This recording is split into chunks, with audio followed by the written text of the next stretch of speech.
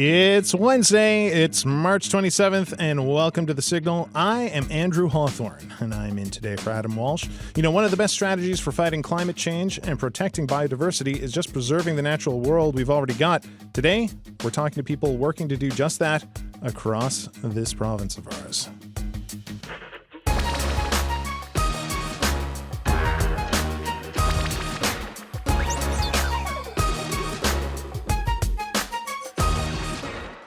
My guests today here in studio are Pierce Evans, the Newfoundland and Labrador Program Director of the Nature Conservancy of Canada. Hello, Pierce. Hello.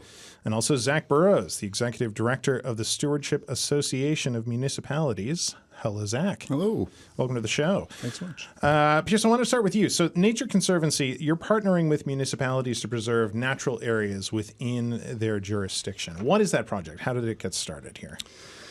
Yeah, so this project, which was a partnership really right from the get-go with the Stewardship Association of Municipalities and the provincial government, kind of originated from recognition that municipalities are maybe an under-engaged level of government when it comes to these sort of big conversations around our national and international conservation targets, the so-called 30 by 30 goal, which is to protect 30% of our land and seas by 2030.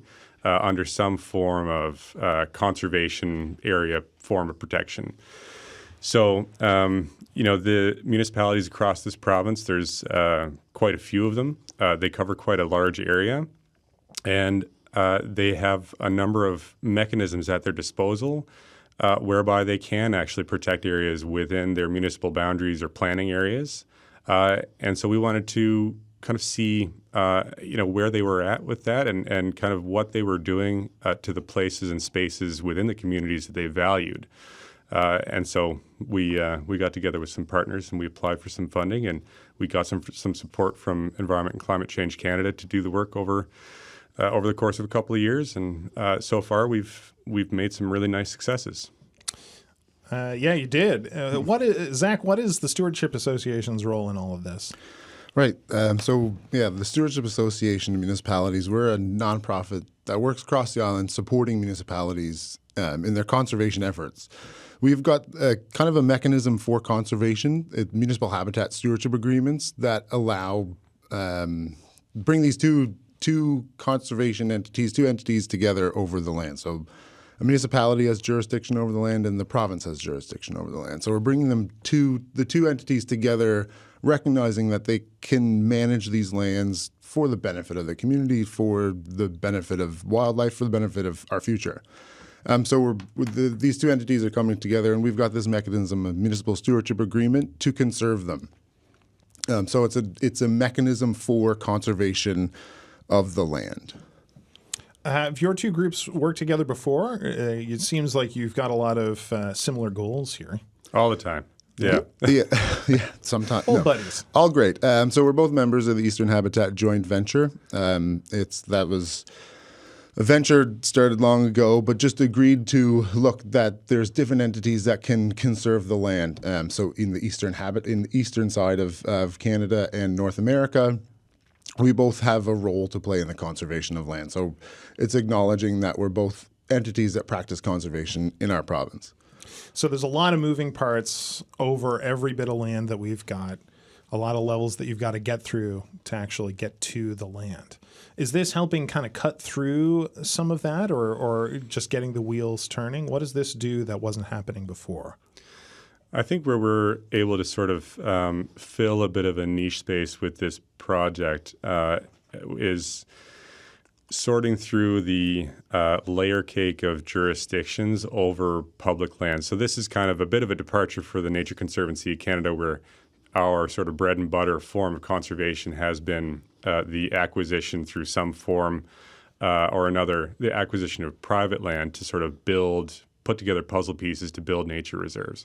This project focuses entirely on public or crown land, which can often have a real mix of interests, commercial, private, but also jurisdictions, from different levels of government. So we have within a municipality, we also, we have obviously the municipal government there, sort of the community, the formalized community interest, and then the provincial interest over the land. The province, the crown, is effectively kind of the landowner over these public lands. And so our role here was sorting through what layers of interest were over these lands, what kinds of plans and regulations were in place, both by the province and by the municipality, and seeing if that mix of ingredients was actually a conducive mix to calling these areas, effectively conserved and, conserved to a point where we could actually count them towards that larger national target of, this is actually kind of inching us forward in our attempt to conserve that 30% of Canada's land mass. What communities are involved in the province in this so far? So mostly they're communities that are part of the Stewardship Association of Municipalities, but we do have a couple that we're, in ongoing talks. The project is ongoing. We're about halfway through and hoping to have further announcements of successful partnerships with communities. But so far, we've been partnered with the city of Corner Brook, the towns of Elliston, Whitburn, and Indian Bay. And we've managed to kind of do that sorting and assessment of some of the areas in those communities. And those assessments have resulted in municipal protected areas that we can recommend formal recognition to the provincial government, and the provincial government has accepted those recommendations. We're going to hear from some people in those areas in a little bit. The report says that it adds 2,600 hectares of municipal public land as protected areas across the province. That's pretty spectacular, really, considering, according to the Nature Conservancy website, the Conservancy itself is protecting 5,800. That's almost adding 50% of that. Yeah, and that's that 5,000 number is that's land that we have kind of under our NCC's ownership. That's sort of NCC nature reserves, whereas these are our role in this project is to kind of help get municipalities the recognition that they rightfully deserve for the good conservation work that they have been doing in some cases for quite some time in areas that the community has come together and established that we value these places and spaces. We want to make sure that they are preserved in a natural state, and so we're going to put these these mechanisms in place to do that. And our role really is not to come in and say, all right, well, we're going to conserve these areas. No, the communities are doing that. We're just adding to the recognition that those communities are getting for having done that good conservation work. And just to add on to that, they did that. We're the Stewardship Association. We started in 1993. That's when the town of Whitburn signed their first stewardship agreement, conserving the area of the Hodge River, which is an area that's been put forward under this project and conserved under that national database. So the fact that that's 30 years ago, that we're able to assist something that happened in the past, that was a decision made from that council at that time to conserve the habitat for the benefit of the community and their identity. But that's something that happened in the past, so we're able to support that and recognize that that's still important. It's still an important area. It's still being conserved effectively. Even though it was 30 years ago, it's still recognizing those efforts that have happened in the past and acknowledging that it's an important process.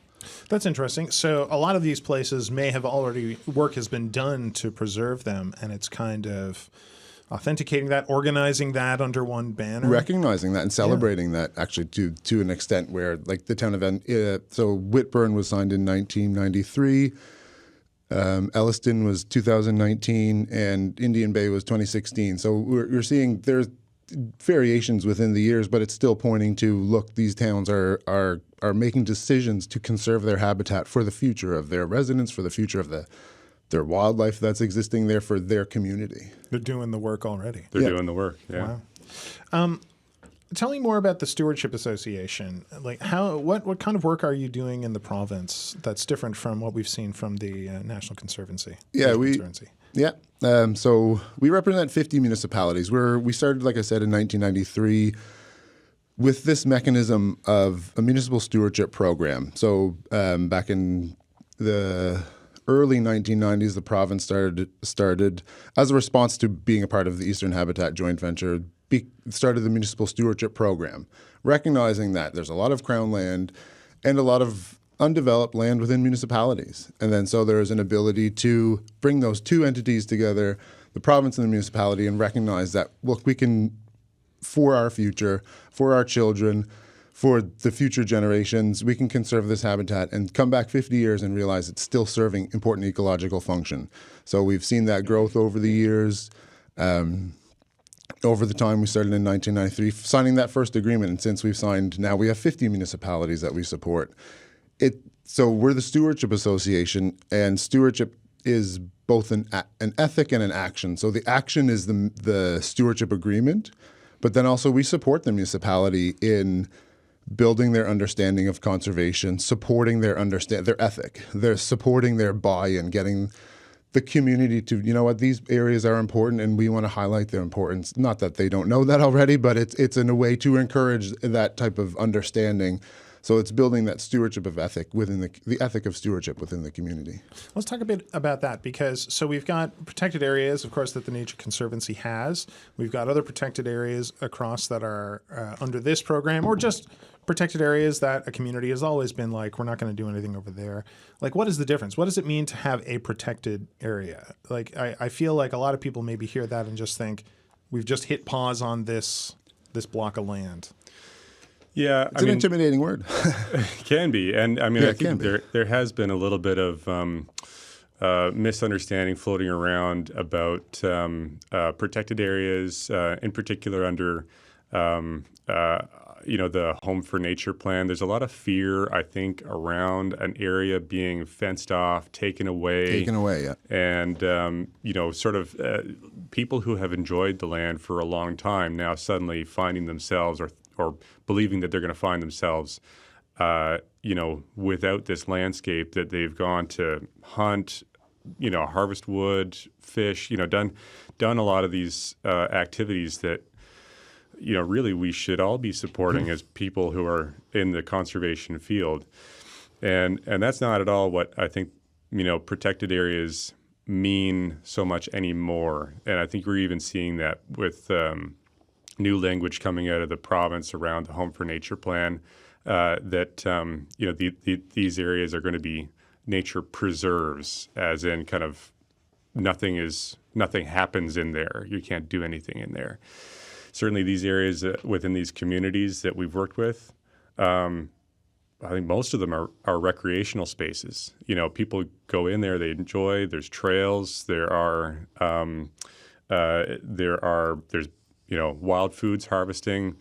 That's the sort of thing that, usually is done at a sustainable level. What is not happening in a protected area is forms of, industrial or, non-conducive development to what would be appropriate for conservation of the biodiversity of the wildlife in that area. So it's really about limiting development and, certain forms of resource extraction activities rather than activities of individuals.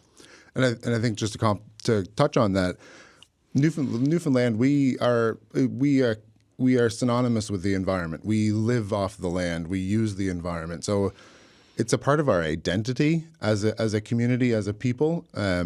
So when you come around an area that's conserved, we can know that, or protected, that it'll stay within our community and still serve ecological function. The wildlife that's there, it's still going to be there in 50 years. So it's going to maintain and preserve our identity as well as a community. And how oftentimes you turn a corner and you see that wetland and you're reminded instantly, oh, that's my hometown. So in New West Valley and Cape Friels, that's an area that it's expansive barrens, and it's such an iconic part of that community. So we're talking about, yes, preserving and protecting the natural environment that's as important for natural assets and ecological function, but also our identity as a people. Yeah, that's right. Yeah.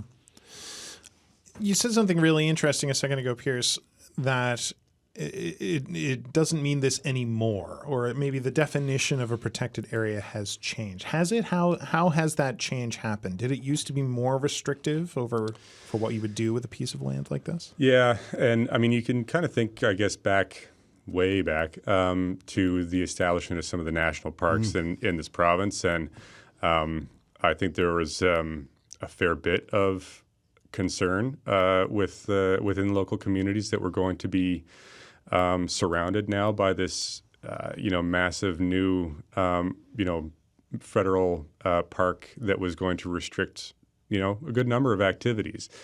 And gradually, we've actually seen even the national parks, which are sort of like, kind of getting towards the gold standard of like getting towards a nature preserve, that where the parks have loosened off some restrictions. I don't know if you were always allowed to snowmobile within the national park, and now they just restrict snowmobiling in certain areas at certain times of the year because it interferes with nesting activities of certain species of birds.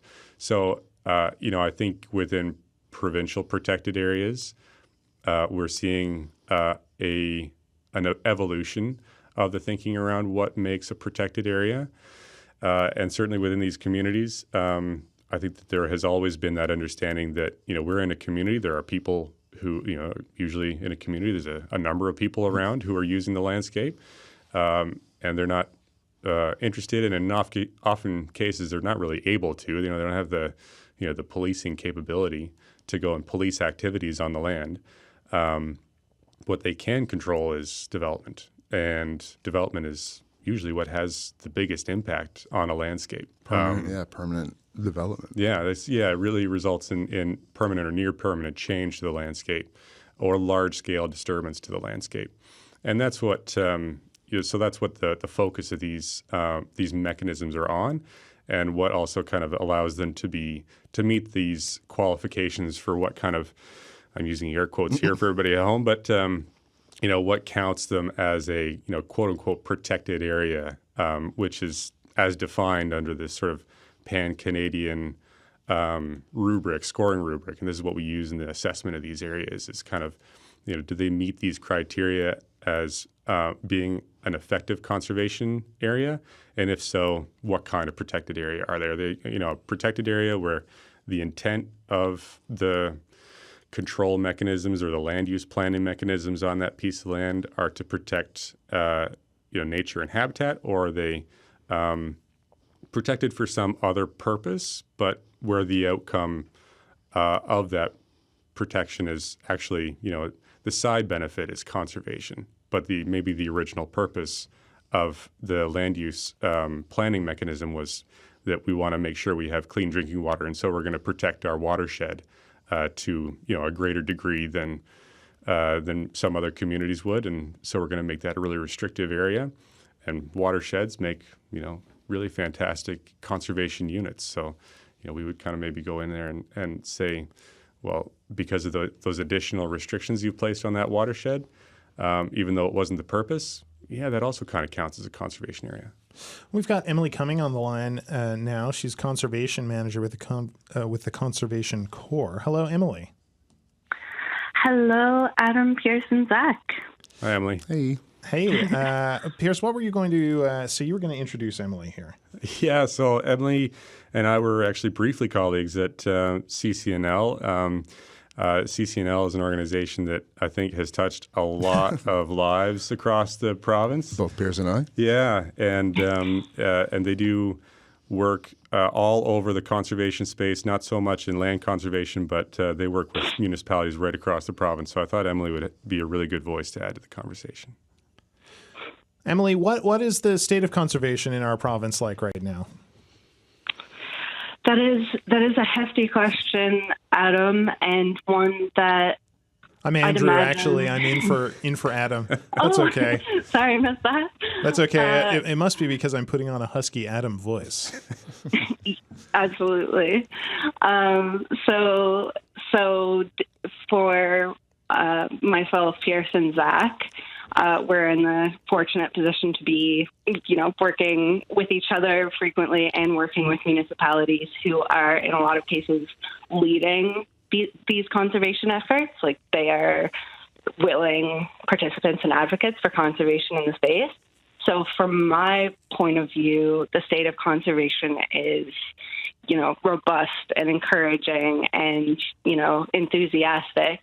But if I zoom out and look at, as Pierce mentioned, the federal and international targets that we're working towards, I think the best approach is to adopt is that there's still so much more to do.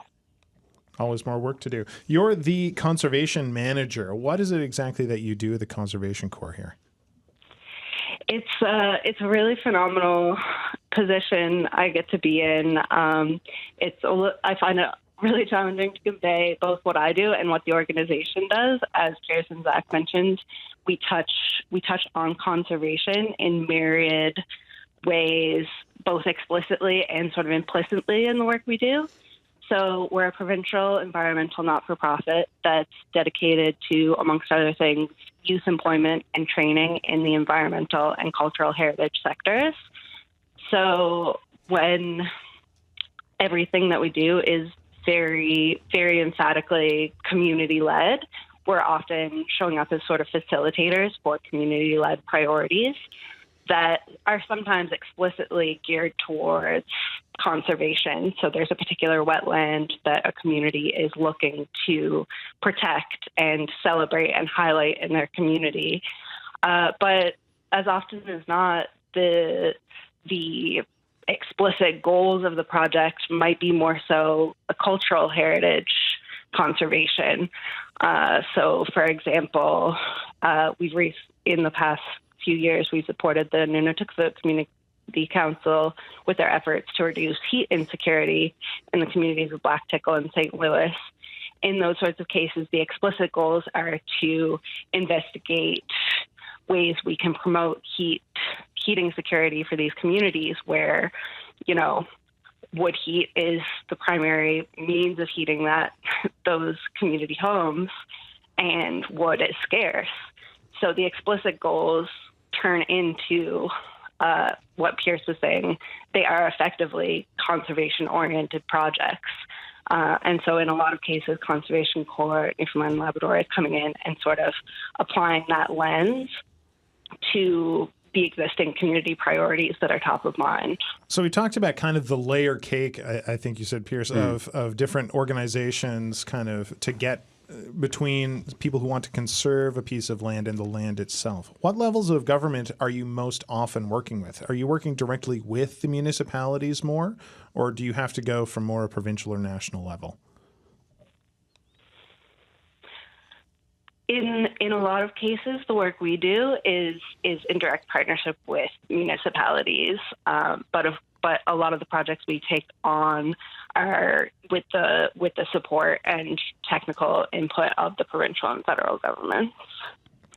And so I wanted to talk a bit more about the Conservation Corps as well, because, correct me if I'm wrong, but I feel like volunteering with the Conservation Corps, doing work with the Conservation Corps is really kind of the gateway for a lot of young people to get into conservation in general. Is that so? That's an absolutely lovely way of framing it. I will correct you in saying that we don't really coordinate a lot of volunteer work because so much of our mandate is on getting, paid work experience for young people in the province, and recognizing that work as important work. But a huge part of what we do is the employment and hiring of young people in communities all across the province to work on projects within their own community. So if there's a project in Conn River, we're hoping to employ youth in Conn River, likewise with any of the communities that we work in. And it truly is sort of, I love the way you frame that as the gateway into these sorts of professional and personal motivations that last a lifetime. Because you guys were my both in the experience. Conservation Corps as well at various times. That's Yeah, true? Yeah. and 3 out of 4 of the SAM staff were as well. Wow. So you can see the influence of CCNL and that building that generation, that cohort of next stewards, of next conservation practitioners. It's alive and well, and I mean we support CCNL in their how they support their municipality. So connecting them to our municipality members and supporting that relationship. We see their influence, CCNL's influence, and it's excellent.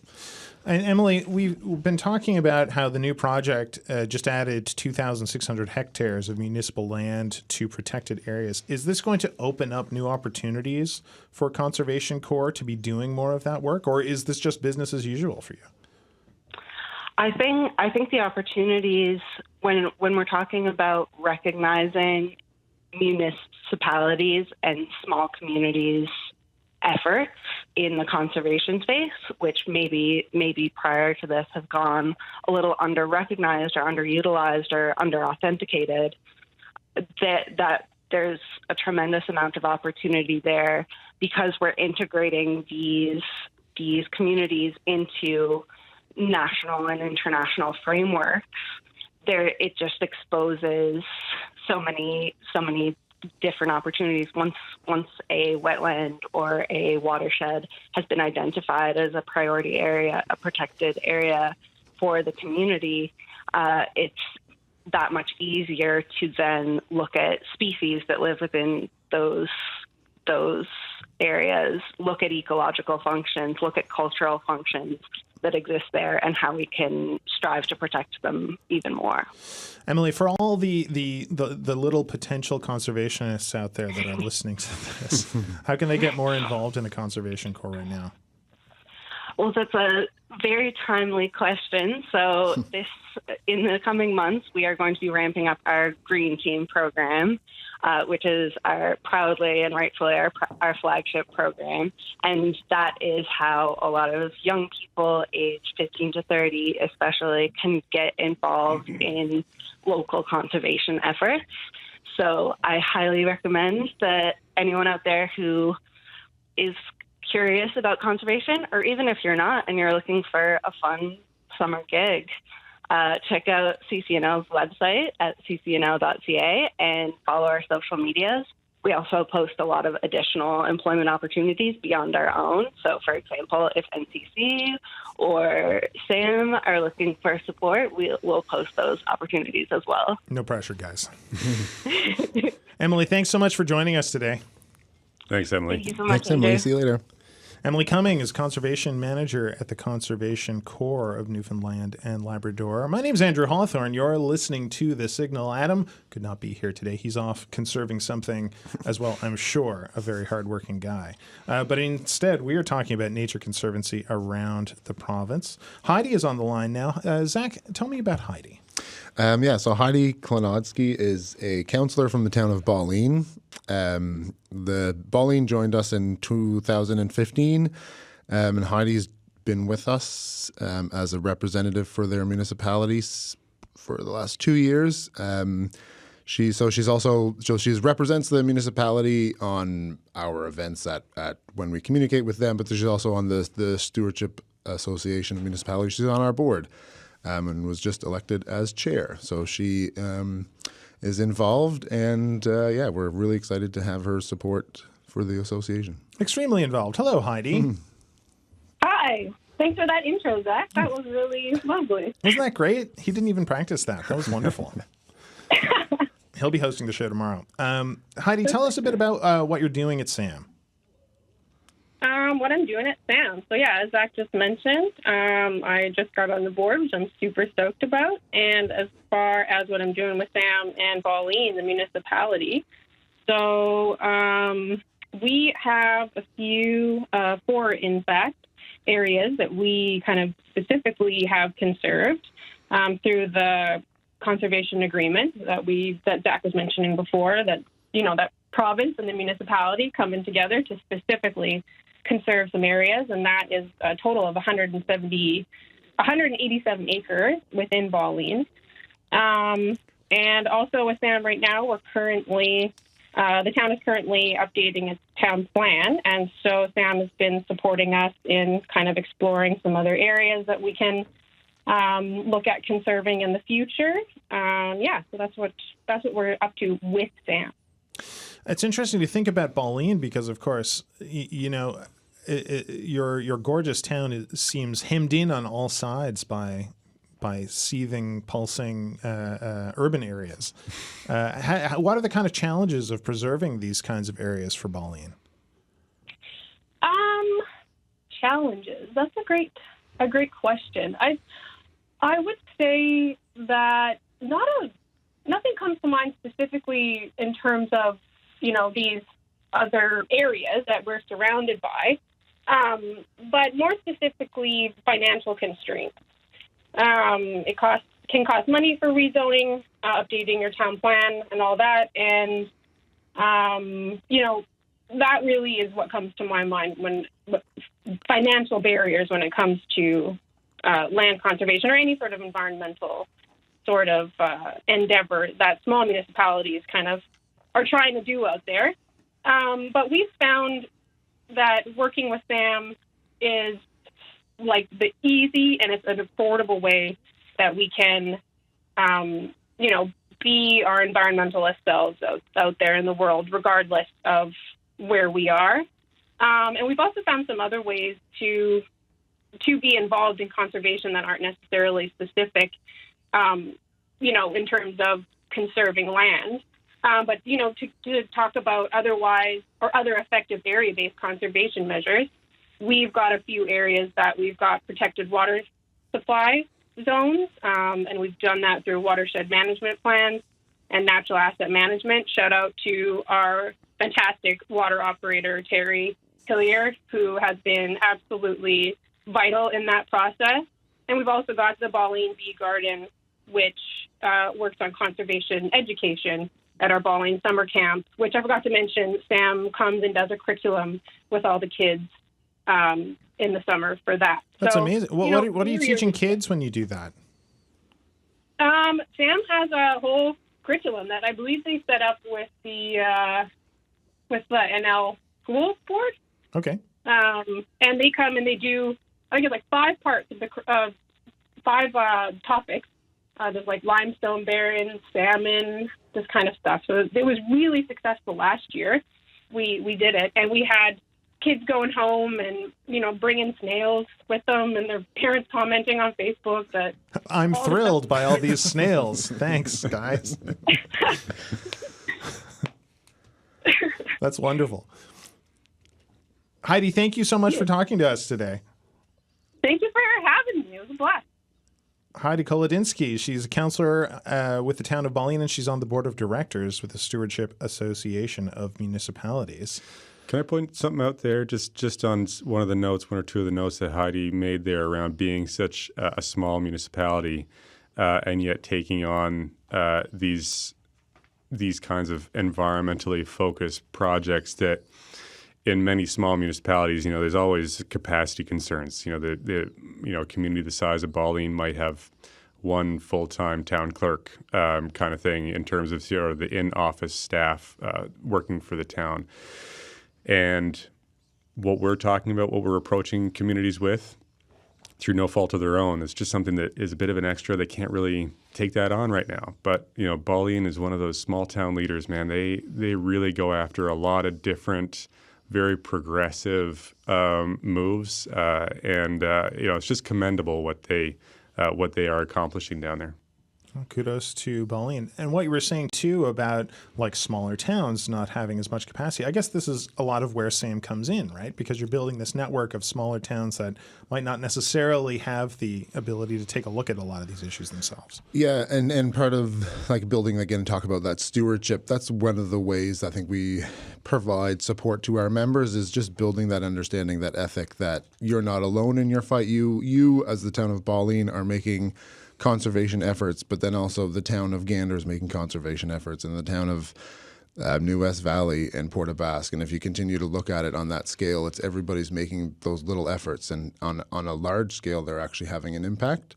But it's building that ethic and understanding within that municipality so that they can spread it to other people and influence. It's the indirect influence that we really see a lot of positive benefit from. So building that stewardship of this area, but yes, they're also aware of just environmental processes and make more environmentally conscious decisions that are benefit the entire environment. We've got Darren Shepherd on the line right now. Zach, tell me a bit about Darren. Right. So Darren kind of wears a few different hats with the Indian Bay Ecosystem Corporation. He's the executive director of IBEC in the town of Indian Bay. He is also on the SAM board of directors. And I also believe he's involved with the Kittiwake Snowmobile Association. So he wears a few hats for the area. They're a steward of the area. Indian Bay Ecosystem Corporation do a lot of work in the northwestern Bonavista Bay area, and I'm glad Darren's here with us today. Darren, welcome to the show. Thank you, Andrew. Hi, Zach and Pierre. How's it going, guys? Hey, Darren. Great. Darren, do you have any spare time other than conserving things? If I can hide away in the woods, I do get a bit of time, but other than that, no. I like Zach was saying, I do wear multiple hats. I represent the town of Indian Bay for SAM, and just I'm going to promote SAM now a little bit here. I'm not a counselor, because usually it's a counselor that shows up for SAM meetings and whatnot. I'm a representative. So if anybody's out there that is a member of SAM who's interested in joining the organization, if you're a volunteer at your town, for example, you can attend these meetings and be a productive member of the group. I was chosen or asked by the town council of the town of Indian Bay to represent SAM and represent the town of Indian Bay for the last 2 years plus. And I've enjoyed it immensely. And like I said, I also have to do my duties as the executive director of IBEC, and I'm also the secretary for the Kittiwake Snowmobile Association. So, I have a few hats, polos, and T-shirts that I wear. Very fashionable, I'm sure. Tell us a bit about how Indian Bay is involved in this new project. So you're part of the 2,600 hectares that's now been designated a protected area. What does that mean for Indian Bay? So basically, it just means, as Piers mentioned, there is no real development in the area when it comes to the conservation aspect. So you can still hunt, you can still fish. The main water source for Indian Bay is the Indian Bay River. All of its tributaries are in the watershed here. The extra area now takes in a majority of that area. Now, it doesn't mean you can't build your cabin further upstream. Those areas are still allowed to have cabin activities. You still have an active ATV snowmobile trail system that allows people from all over the province and all over the country and the world come here and enjoy our great salmon fishing and our trout fishing here. But it simply allows for wildlife, nature to continue to grow and basically not be pestered to the point of, clear cutting happening in illegal areas. A subdivision of 30 houses just being built somewhere, 20 kilometers back in the country. It allows for the enjoyment of nature to happen. Nature trails can still be built. We're working on actually a historical wood trail that Bowater's built here back in the 1940s. We're going to look at extending that one once regulations and approval from government comes through. So that's an example of how the conservation aspect and still a little bit of development, but in a natural way, can work hand in hand. Because everybody likes to walk along a river, walk in the nature. You get to see what's going on, and you don't have to worry about a bulldozer coming towards you. Believe me, I would be doing the show from the side of a river if I could get away with it. You are more than welcome to come visit and do the show here. I'm there, as long as you can guarantee there's no bulldozers. Well, that's an honest invitation, knowing it's Darren. Well, we could throw that at you. We can try something. Excellent. What has been the reaction in the community in Indian Bay to all this? Has there been any pushback at all? You mentioned that this is telling people where they can build their cabins and things. So by and large, are people in favor of preserving these areas that I'm sure they're all using as well? Majority are in favor. It's pretty well, and I'll give a shout out to all the cabin owners and the anglers and the users of the watershed. A large majority are really good when it comes to conservation, respecting rules and regulations for forestry, and picking up trash after themselves and whatnot. The only thing that basically happens when you get added on all these hectares is that it just decreases the amount of development that could happen. people are still really good when it comes to cutting, in legal areas. We still have our fishing and angling salmon. We're scheduled salmon rivers, so obviously you fish in the proper times and places and whatnot. And we still, like, even with the KSA, I'm fairly active on the social media there since I'm the social media manager as well for KSA. You poor guy. I am very organized. And a lot of people come to us and say, listen, your trails are some of the best in the province. Your signage is great. It's a very welcoming. We just built a warm-up shack there at Third Brook Bridge, the Water Nipper. That's up there now. More people are coming to the area. If you didn't like nature, you wouldn't come here. You wouldn't respect the trees. You wouldn't respect the area. People pick up the trash when they're in the, out for a boil up and whatnot. They might burn it, but they do pick it up and get rid of it. We're a pro-nature outdoor area. I mean, I was joking with one of my colleagues. There's more ATVs and skidoos around here than there are automobiles. So makes sense. And you're talking about potentially extending this area in the future. Is that a future possibility after all is settled from this announcement now? That's possible. I'll leave that up to council. I know, like I said, I'm not a council member. We would just provide information to them. NCC and Sam would be the spearhead for that. We would give our 2 cents, but it would be up to council and if they wish to proceed with that. I mean, the town of Indian Bay town limits do reach a fair distance into the country, so they do have a say of what happens in there. Obviously, provincial authorities and federal will be involved in some aspects, but I mean, if the interest was there and the willingness for all parties to be involved to continue that work, there's no reason why we can't continue conservation, expanding the area. Like Per said, I mean, we're not putting up fences. We're not putting up walls. People can still cut wood, hunt, fish. It's just basically allowing for nature to continue to grow, add a few more trees when we're planting our seedlings in the summer, and for generations and generations to continue to enjoy it. Amazing. Good talking to you, Darren. Thank you, Andrew. Thanks, guys. Thanks, Darren. Darren Shepherd with the Indian Bay Ecosystem Corporation, amongst like a half a dozen other things, I think. That was great. You're listening to The Signal. My name's Andrew Hawthorn. I'm in from Adam Walsh. We're talking about conservation today. And on the line right now is Danielle Fecky from Conservation, or she is Conservation Program Specialist with Ducks Unlimited. Hello, Danielle. Hi, Andrew. How are you doing today? Welcome to the show. Pierce, what were you going to say about Danielle? So, I mean, Danielle works with an organization that's, often I think kind of thought of by NCC as a bit of a sibling organization, really. We do a lot of similar work, but, and Danielle has been involved in land conservation initiatives in the province and continues to be involved.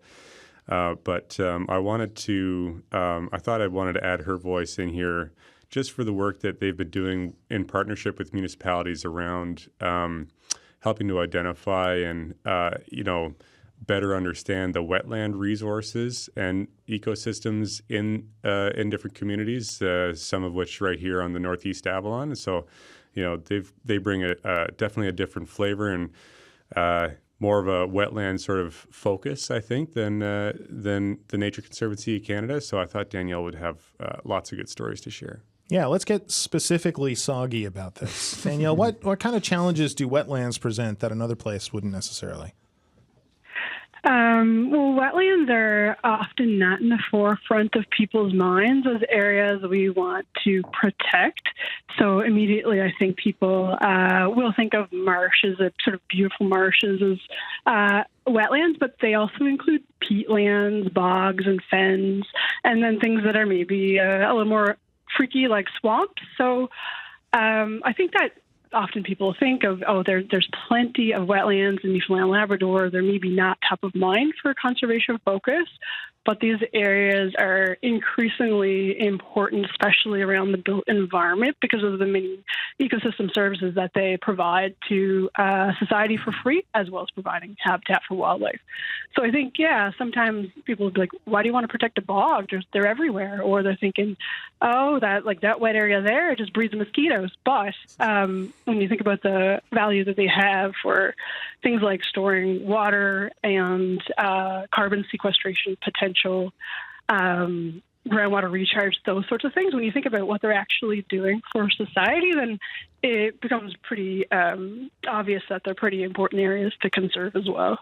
And I feel like the conservation of wetlands is in the news a lot. I know you've worked here in the Northeast Avalon with Torbay and the city of St. John's, and particularly in St. John's, like concern for wetlands and watersheds has been top of mind. I'm right now looking at a almost finished hospital in a flood zone that was subject to much consternation, but there's also area in the Waterford Valley, a lot of areas around the city that are looking to be developed or not, where people are very concerned about wetlands.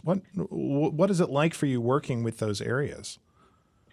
Yeah, certainly there's been some development pressures within the capital city area over the last number of years that have elevated the profile of wetlands. And that's it's fantastic to hear that there's public discourse and more understanding and appreciation for wetlands, and also to see the city of St. John's and other municipalities really considering wetlands as well when they're creating management plans and implementing new policies and whatnot. So I think the conversation around wetlands is definitely, it's great to hear that people are interested in these areas for sure. How are we doing? Is there a lot of will on various levels of government to be protecting these lands, or is that because it seems like a lot of the conversation is frequently outrage that oh no, they're doing it again. Like, how are we doing in terms of preserving our wetlands in the Northeast Avalon?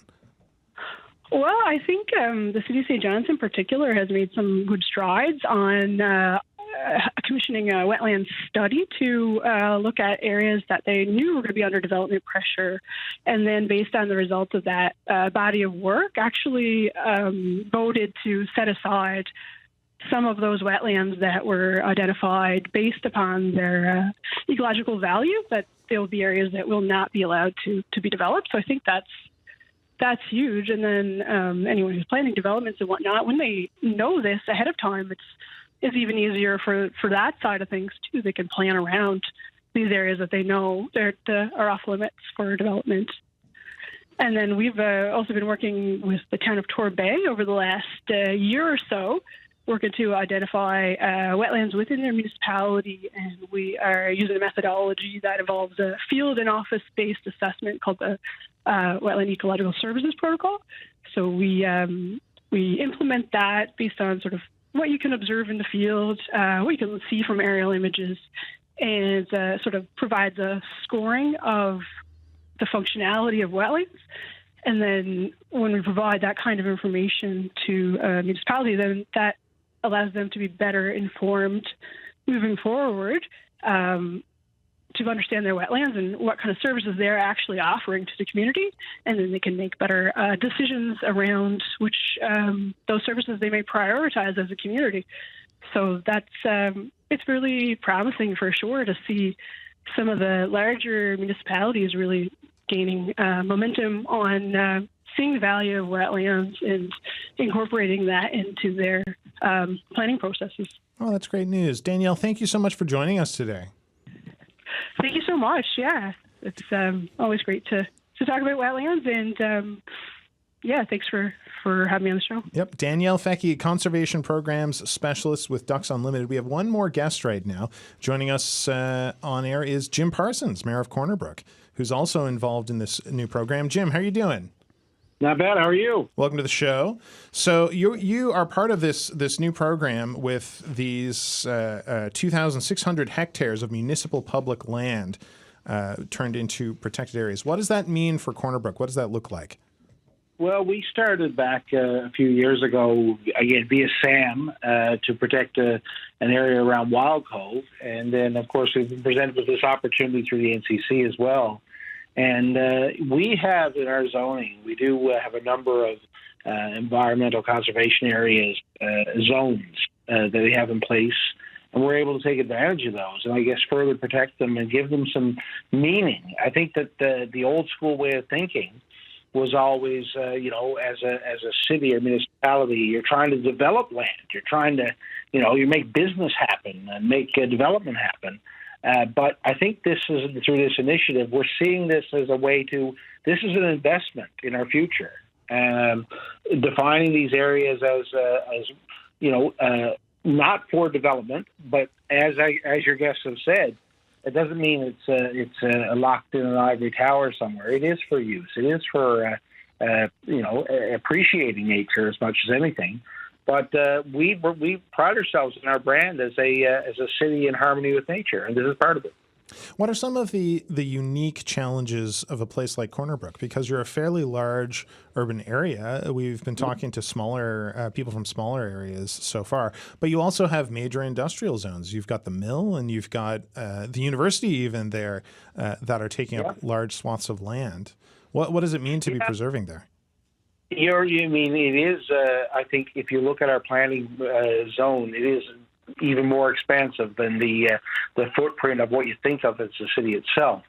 But right through the heart of our city all along, we've been working with the Corner Brook Stream Development Corporation to preserve the Corner Brook Stream. You think about some even man-made areas like the Glenlyn Pond and all down through. Corner Brook's a very green city. We participate in a lot of forestry programs as well, like the 2 Billion Trees Project, things like that, because we do understand that what makes our city beautiful is this green. And so while I think an outsider might think of it as just a mill town, I challenge you to come out and have a look. It's a beautiful spot, and we are working with our university and our public sector educational partners when it comes to environmental initiatives. We have been for years, and that's a big part of what we do here and what makes our city great. West Coast, Best Coast. Mayor Jim Parsons, right. Thanks for joining us today. No, thank you, guys. Thanks, Mayor Parsons. My gosh, if you think of Corner Brook as just a mill town, you really got to go to Corner Brook for a while. Well, I'll point out that one of the most iconic portions of the drive right across the island, the highway down along the Humber River, where you've got the kind of the towering slopes on either side of the river, and you're driving right along the river on the highway. Those slopes on either the north and south shore of the Humber River. Those are two of the areas within Corner Brook that are included in this project and are now recognized as municipal protected areas. So, in terms of kind of representing the province, you only have to look at Tom Cochran's photography to know how beautiful that a stretch of road can be. Yeah, I'm sorry, rest of the province. I've lived most of my life in St. John's. I was born in Springdale. That is the best part of the province. It's so darn nice over there. Pierce, I'm going to give you the last word because we've only got a few minutes left. But you mentioned this a little earlier. What is 30 by 30? So this is a commitment that Canada signed on to, I believe, in 2022. It was a call under the Global Biodiversity Framework to ensure that there was adequate space for the preservation of the world's biodiversity to be maintained. And that space is created through conservation area establishment and conservation area stewardship. And so this is a commitment that we made on the world stage as a country to preserve 30% of our terrestrial and aquatic and marine areas, so kind of land, lakes, wetlands, and our coastal areas. Under our Canadian forms of jurisdiction, to conserve enough of that area to ensure that the natural environment that we have today will be there for future generations to enjoy, because we're losing species on this planet at an incredible rate, and this is one of the key ways and it's, I'm not making this up. This is well supported by the science. Preserving natural spaces as natural spaces is one of the key ways that we can make sure that we've got, a good diversity of species into the foreseeable future. How on our way to doing that are we as a country right now, to getting that 30%? We often hear about, carbon caps in terms of climate change and how we're nowhere near where we should be with that. How are we doing with conserving those spaces? Well, nationally, we're at, I think, in the neighborhood of between 13 and 14%. Okay, we're halfway there, living on a prayer, et cetera. Right. Provincially, I think Emily alluded to this. We've got a long ways to go yet. So we're a little under 7% provincially. This 2,600 hectares is a move in the right direction, but we need some pretty large scale action to get there. Amazing. Pierce, Zach, thank you so much for joining us on the show today to talk about conservation.